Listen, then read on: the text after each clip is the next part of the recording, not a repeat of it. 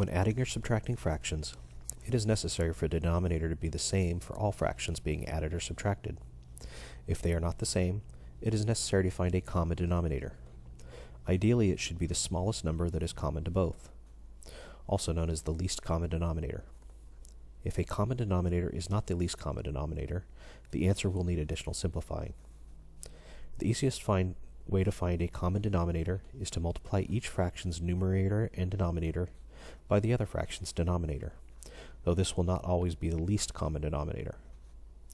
It is important that both the numerator and denominator of a fraction are multiplied by the same number to maintain the value of the fraction. Once a common denominator is found, the numerator is either added or subtracted to find a final answer. The denominator value is constant.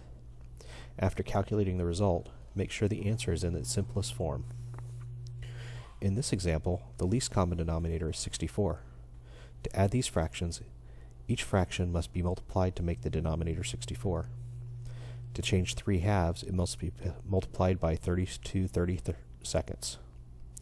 3 times 32 is equal to 96, which is the numerator, and 2 times 32 is 64, which is the common denominator. The new fraction, 96/64, is equivalent to 3 halves.